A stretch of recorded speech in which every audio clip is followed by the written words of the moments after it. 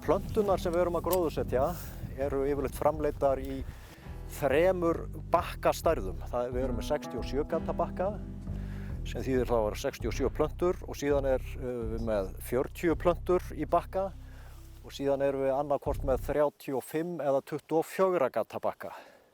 Fyrir þessar mismunandi bakkastærðir eða bakkagerðir þarf mismunandi gerðir að geispa. Þessi geispa er 45 mm og er akkúrat passandi fyrir plöntur í 40 gata bakka. Þannig að það er bara akkúrat passa í gegnum rörið. Ef þú ert náttúrulega með minni geispu þá náttúrulega kemst plantan ekki niður í gegn. En ef þú ert með allt of stóra geispu, sem eru þá kannski eins og næsta stærð fyrir ofan sem gæti verið 55, að þegar þú gróðursetjur með svoleiðis geispu að þá situr plantan oft mjög laus í holunni og það er tímafrekt og mjög erfitt að þjappa að henni þannig að hún sitji vel í moldinni. Þess vegna er mikilvægt að menn séu með réttar stærðir af þessum geispum. Geispan sem slík er ekkert mjög flókið tæki en samt eru svona ákveðin atriði sem er ágætt að vita af. Að það er til dæmis þetta fótstig sem maður þarf ofta að nota. Að það er hægt að stilla upp og niður, þannig getur þú stjórnað hversu djúpt plantan fer í jörðu. Áður en maður leggur á stað í gróðursetningu er hins vegar mjög mikilvægt að undirbúa framkvæmdina vel, byrja á því að velja sér góðan skófatnað, bera á sig vel af sólavörn, síðan er ágætt að fá sér headphone og hlusta á einhverja glaðværa tónlist meðan gróðursetningin fer fram. Nú jæja, hér erum við að gróðursetja staðafuru í jarðunni land. Þetta var tætt með tætara síðasta haust og með því móti fæst ákaflega góð jarðvinna. Þetta virkar vel í svona hrísmóa eins og hér. Þegar maður gróðursetur svona plöntu að þá er ágætt að vera búinn að horfa strax fram fyrir sig og ákveða hvar maður setur næstu þegar maður stígur hér fram. Ef við erum að planta 3000 plöntum að þá er þetta nálægt því að vera 1,8 metrar á milli plantna. Þá er gott að taka eitt skref, horfa hvar maður ætlar að setja næstu, setja hana niður hér, stíga einu sinni eða tvisvar vel að. Það er eitt skref og næsta. Það sem þið sjáið hér er að plantan hún bara rétt nemur við yfirborðið á jarðveginum. Og í rauninni er það of grunnt að við viljum fá plöntuna það djúpt að við sjáum helst ekkert í hnausinn. Opnum geispuna. Ef maður er með réttan stærð af geispu að þá svona nánast situr plantan föst og þessi planta fer nógu djúpt, þannig að þá er bara að stíga að henni. Stundum er hægt að tipla á tánum í kringum hana en oft dugar nú bara ein góð þjöppun og þá situr hún föst og hún situr pikkföst. Þessa viljum við hins vegar ekki hafa svona. Þannig að það er ekki annað að gera ef maður lendir í því að gróðursetja of grunnt. Það er bara að taka plöntuna upp og setja hana aftur á annan stað. Þegar plöntur eru gróðursettar er mjög mikilvægt að þær séu vel blautar. Að vatnið eigi hreinlega að drjúpa af þeim þegar þú kreistir hnausinn létt. Og þetta getur skipt alveg gríðarlega miklu máli upp á að plönturnar lifi áfram í móanum.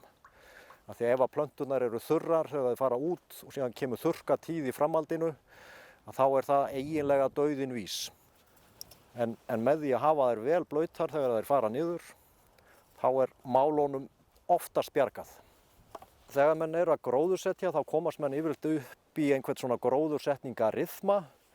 Ég sting stafnum niður og opna og setja svo plöntuna. Það sem skiptir máli er náttúrulega eins og áður hefur komið fram að plantan sitji vel í sinni holu. Nú erum við hætt að gróðursetja jarðuna landið og erum komin í flagmóa sem er býsna algengur og þegar við erum ekki lengur með rásirnar að þá þurfum við að velja gróðursetningarstaðina kostgæfni eins og svo sem áður. En í flaggmóanum eru nokkur atriði sem við þurfum að hafa mjög í huga. Og það er kannski í fyrsta lagi það sem er bannað í flaggmóanum. Að við höfum alla þessa mold og við fyrstu sýn gætum maður haldið að þetta væri alveg draumastaðurinn að gróðursetja í þessa opna mold en það er sem sagt mjög varasamt og ástæðan fyrir því að það er þessi mold hérna að það nær engin gróður að festa hérna rætur út af frostlyftingu. Þannig að planta sem fer í svona opin hérna moldarflög að þær plöntur munu frjósa upp og næsta vor mundu plöntunar einfaldlega liggja ofan á moldinni og vera steindauðar. Þannig að við gróðursetjum alltaf það sem er gróður fyrir.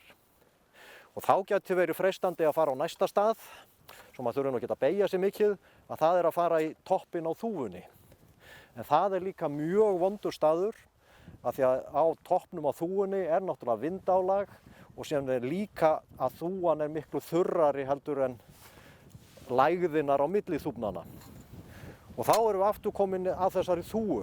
Ef það er nokkur kostur, að þá gróðursetjum við sunnan við þúfuna frekar heldur en norðan við hann. Sunnan við þúfuna nýtur sólu betur og plantan hefur það betra.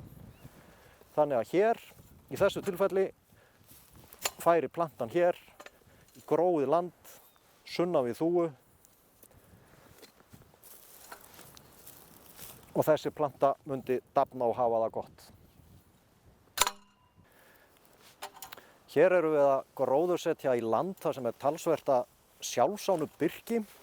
Í nágrenninu er ágætur gróðursettur skógur frá 1980. Þannig að birkið er svolítið farið að sjá sér hérna út í móan. Og við náttúrulega tökum tillit til þessara birkiplantna sem eru þegar komnar. Og förum ekki nær birkinu heldur en einhverja 2-3 metra. Byrjum síðan aftur í röðinni hinum megin við það.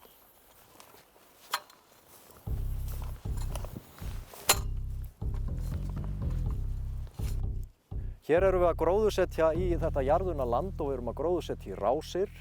Þannig að plönturnar eru mjög vel sýnilegar í þessu landi sem við erum í.